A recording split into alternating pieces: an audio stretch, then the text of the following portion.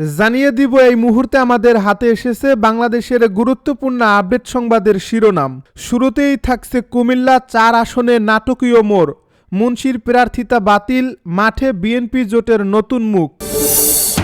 এদিকে নির্বাচনী ব্যবস্থায় সরকারি হস্তক্ষেপ ও ষড়যন্ত্রের অভিযোগ, বর্তমান কাঠামোয় সুষ্ঠু ভোট অসম্ভব বলে দাবি জাতীয় পার্টির। আরও জানাবো নির্বাচনে ফ্যাক্টর আওয়ামী লীগের ভোট ব্যাংক, ভোটার টানতে মরিয়া অন্য দলগুলো। সব শেষে জানিয়ে দিব দুর্নীতিতে 4 বার চ্যাম্পিয়ন হয়েছিল একটি দল, জামায়াতের আমিরের মন্তব্য। এতক্ষণ শুনছিলেন হাতে থাকা আপডেট সংবাদের শিরোনাম, এবারে বিস্তারিত।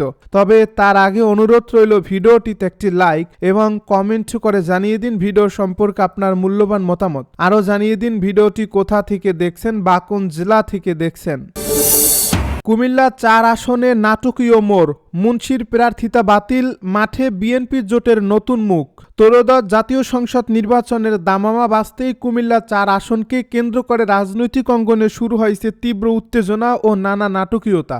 এই আসনে দীর্ঘদিনের কথার লড়াই ও রাজনৈতিক মেরুকরণ এখন এক ভিন্ন মাত্রা পেয়েছে। বিশেষ করে বিএনপি মনোনীত হেভিওয়েট প্রার্থী প্রকৌশলী মঞ্জুরুল আহসান মুন্সি ও জাতীয় নাগরিক পার্টির দক্ষিণ অঞ্চলের মুখ্য সংগঠক হাসনাত আবদুল্লার মধ্যকার দ্বৈরথ এখন আদালতের বারান্দায় ছাড়িয়ে ভোটারের দ্বারে দ্বারে আলোচনার কেন্দ্রবিন্দুতে পরিণত হয়েছে। এই ঘটনার সূত্রপাত হয় যখন এনসিপি প্রার্থী হাসনাত আবদুল্লাহ বিএনপি প্রার্থীর বিরুদ্ধে ঋণ খেলাপির তথ্য গোপনের অভিযোগ এনে নির্বাচন কমিশনে আপিল করেন। প্রাথমিক যাচাই বাছাইয়ের সংশ্লিষ্ট রিটার্নিং কর্মকর্তা মঞ্জুরুল আহসানের মনোনয়ন বৈধ ঘোষণা করলেও গত 17 জানুয়ারি নির্বাচন কমিশনের আপিল শুনানিতে হাসনাত আবদুল্লার অভিযোগটি প্রমাণিত হয় এবং মুন্সির প্রার্থিতা বাতিল করা হয়। নির্বাচন কমিশনের এই সিদ্ধান্তের বৈধতাকে চ্যালেঞ্জ করে পরবর্তীতে উচ্চ আদালতের দ্বারে করা নাড়েন মঞ্জুরুল আহসান মুন্সি। তবে আইনি লড়াইয়ে শেষ পর্যন্ত ভাগ্য সহায় হয়নি তার। গত 21 জানুয়ারি হাইকোর্ট তার করা রিট আবেদনটি সরাসরি খারিজ করে দেন। এতে করে নির্বাচনী দৌড় থেকে ছিটকে পড়েন বিএনপির এই বর্ষিয়ার নেতা। যদিও মঞ্জুরুল আহসানের অনুসারীদের দাবি সোমবারের আপিল শুনানিতে আবারও প্রার্থিতা ফিরে পাওয়ার সুযোগ রয়েছে এবং তারা এখনও আইনি প্রক্রিয়া চালিয়ে যাওয়ার ব্যাপারে আশাবাদী। তবে বর্তমান পরিস্থিতিতে নির্বাচনী মাঠে অনেকটাই সুবিধাজনক ও ফুরফুরে মেজাজে রয়েছেন হাসনাত আবদুল্লাহ। অন্যদিকে বিএনপি প্রার্থীর প্রার্থিতা অনিশ্চয়তার মুখে পড়ায় জোটগত নতুন সমীকরণ দেখা দিয়েছে কুমিল্লা 4 আসনে। বিএনপি জোটের সিদ্ধান্ত অনুযায়ী মঞ্জুরুল আহসান মুন্সির অনুপস্থিতিতে এই আসনে গণ অধিকার পরিষদের প্রার্থী জসিমউদ্দিনই এখন জোটের প্রধান মুখ হিসেবে প্রতিদ্বন্দ্বিতা করবেন।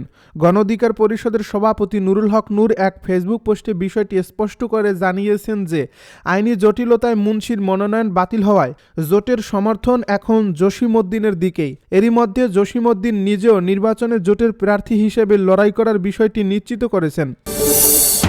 নির্বাচনী ব্যবস্থায় সরাসরি হস্তক্ষেপ ও ষড়যন্ত্রের অভিযোগ, বর্তমান কাঠামোয় সুষ্ঠু ভোট অসম্ভব বলে দাবি জাতীয় পার্টির। দেশের বর্তমান রাজনৈতিক পরিস্থিতি এবং নির্বাচন ব্যবস্থা নিয়ে গভীর উদ্বেগ প্রকাশ করে কঠোর বার্তা দিয়েছে জাতীয় পার্টি। দলটির পক্ষ থেকে জানানো হয়েছে আওয়ামী লীগ এখন পর্যন্ত রাজনৈতিকভাবে নিষিদ্ধ কোনো দল নয়, তাই প্রশাসনিক আদেশের মাধ্যমে তাদের অধিকার খর্ব করা ত্রুটিপূর্ণ ও অগণতান্ত্রিক। অভিযোগ উঠছে ভোটারদের নাগরিক অধিকার থেকে বঞ্চিত করার একটি অপচেষ্টা চলছে এবং একটি নির্দিষ্ট পক্ষকে ভোট দেওয়ার জন্য জনগণের উপর চাপ সৃষ্টি করা হচ্ছে। জাতীয় পার্টির দাবি, বর্তমানে দেশে এক ধরনের ষড়যন্ত্রমূলক পরিবেশ বিরাজ করছে যেখানে বিরোধী শক্তিগুলোকে ধ্বংস করার নীল নকশা সাজানো হয়েছে। বর্তমান অন্তর্বর্তীকালীন সরকার এবং সমন্বয়কদের দল মূলত একীভূত হয়ে রাষ্ট্র পরিচালনা করছে, যা আসন্ন নির্বাচনের নিরপেক্ষতাকে বড় ধরনের প্রশ্নের মুখে ফেলছে। যখন সরকার এবং সরকারি দল একই সত্তায় পরিণত হয় তখন সেই নির্বাচনের লেভেল প্লেইং ফিল্ড বা নিরপেক্ষতা আশা করা অবান্তর। এছাড়াও অতীতে সক্রিয় থাকা বিতর্কিত হেলমেট বাহিনী এখন সরকারের বিশেষ মহলের ছত্রছায়ায় কাজ করছে বলে অভিযোগ করা হয়েছে, যা জনমনে আতঙ্ক সৃষ্টি করছে। বিশেষ করে জামায়াত ইসলামীর প্রভাব এবং বর্তমান প্রশাসনের কর্মকাণ্ডকে নাৎসিবাদী আচরণের সঙ্গে তুলনা করে বলা হয়েছে সাধারণ মানুষকে হুমকি ধমকি দিয়ে এবং সরকারি অর্থ ও কর্মকর্তাদের ব্যবহার করে ভোটের ফলাফল প্রভাবিত করার চেষ্টা চলছে। নির্বাচনের এই প্রক্রিয়াকে জনগণের সঙ্গে এক ধরনের ধাপ্পাবাজি হিসেবে আখ্যা দিয়ে জাতীয় পার্টি ঘোষণা করছে যে জোরপূর্বক দখলদারিত্ব এবং প্রভাব বিস্তারের এই নির্বাচন তারা মেনে নেবে না। নিজেদের রাজনৈতিক অধিকার আদায়ে প্রয়োজনে রক্ত দেওয়ার প্রত্যয় ব্যক্ত করে জানানো হয়েছে, অন্যায্যভাবে কাউকে রাজনীতি থেকে সরিয়ে দেওয়ার চেষ্টা বাংলার মাটিতে সফল হতে দেওয়া হবে না এবং এই ত্রুটিপূর্ণ নির্বাচনী প্রক্রিয়ার ফলাফল প্রত্যাখ্যান করবে দেশের সাধারণ মানুষ। নির্বাচনে ফ্যাক্টর আওয়ামী লীগের ভোট ব্যাংক, ভোটার টানতে মরিয়া অন্য দলগুলো। আসন্ন জাতীয় সংসদ নির্বাচনে আওয়ামী লীগ সরাসরি অংশ না নিলেও নির্বাচনী মাঠে এখন সবচেয়ে বড় আলোচনার বিষয় হয়ে দাঁড়িয়েছে দলটির বিশাল ভোট ব্যাংক।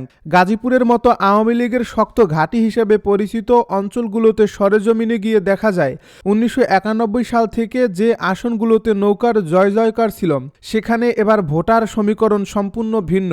যদিও রাজপথে বা ব্যালট পেপারে দলটির অস্তিত্ব নেই, তবুও ভোটারদের মনে এবং চায়ের আড্ডার তর্কে এখনও ঘুরে ফিরে আসছে আওয়ামী লীগের নাম।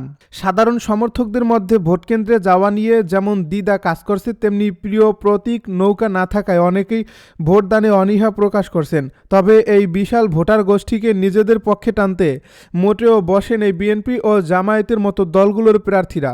তারা ভোটারদের অভয় দিচ্ছেন, নিশ্চিত করছেন নিরাপত্তা। বিশেষ করে যারা কোনো অপরাধ বা চাঁদাবাজির সাথে জড়িত ছিলেন না তাদের প্রতি নমনীয় হওয়ার প্রতিশ্রুতি দিয়ে জনসমর্থন আদায়ের চেষ্টা চালাচ্ছে দলগুলো। এমনকি কোথায় কোথায় সরাসরি আওয়ামী লীগ সমর্থকদের নিজেদের দলে যোগ দেওয়ার আহ্বান জানানো হচ্ছে এবং বিনিময়ে মামলা হামলা থেকে সুরক্ষা কিংবা ফ্যামিলি কার্ডের মতো সামাজিক সুযোগ সুবিধার আশ্বাসও দেওয়া হচ্ছে। রাজনৈতিক বিশ্লেষকদের মতে 1991 থেকে 2008 সালের গ্রহণযোগ্য নির্বাচনগুলোর তথ্য উপাত্ত বিশ্লেষণ করলে দেখা যায় আওয়ামী লীগের স্থায়ী ভোট ব্যাংক গড়ে 30 থেকে 40%। এই বিশাল অংশের 10 থেকে 15% ভোটারও যদি কেন্দ্রে যান তবে তারা যে কোনো প্রার্থীর জয় পরাজয় নির্ধারণে বড় ফ্যাক্টর হয়ে দাঁড়াবেন। বিশেষ করে গ্রামীণ ও আধা শহর এলাকাগুলোতে এই ভোটের প্রভাব হবে দেখার মতো। শেষ পর্যন্ত এই ভোটাররা কেন্দ্রে আসবেন কিনা বা এলেও কার পক্ষে রায় দেবেন তা অনেকাংশেই নির্ভর করছে আওয়ামী লীগের কেন্দ্রীয় কোনো গোপন নির্দেশনা বা সমকালীন পরিস্থিতির উপর। দুর্নীতিতে 4 বার চ্যাম্পিয়ন হয়েছিল একটি দল, জামায়াতের আমিরের মন্তব্য। জামায়াত দেশ পরিচালনার সুযোগ পেলে দুর্নীতি হবে না বলে জানিয়ে দলটির আমির শফিকুর রহমান বলেছেন, অতীতে রাষ্ট্র শাসন করা কোনো দল বুকে হাত দিয়ে বলতে পারবে না দুর্নীতি করেনি।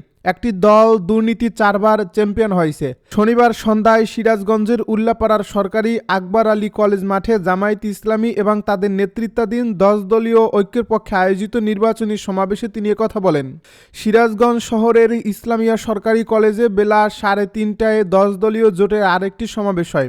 ওই সমাবেশে জামায়াত আমির বলেন, যারা বড় গলায় কথা বলেন তাদের হাতেই মা বোনেরা বেশি নির্যাতিত হন। সাধু সাবধান, আমাদের মুখ খুলতে বাধ্য করবেন না, নইলে ভেতরের সবকিছু প্রকাশ করে দেব। কথা দিচ্ছি, আমরা মা বোনদের মর্যাদার সঙ্গে ঘরে চলাচলে এবং কর্মস্থলে শতভাগ নিরাপত্তা নিশ্চিত করব। শফিকুর রহমান বলেন, আমরা কারোর বিরুদ্ধে লাগালাগি খোঁচাখুচি পছন্দ করি না, কিন্তু আমাদের খোঁচা দিলে খোঁচা ফিরিয়ে দেওয়া আমাদের উপর ওয়াজিব। তিনি আরও বলেন, আমাদের বাধ্য করবেন না। এ সময় তিনি সিরাজগঞ্জে গুঁড়া দুধের কারখানা স্থাপন এবং তাঁত শিল্প সব শিল্প কারখানা আবার চালু করার প্রতিশ্রুতি দেন।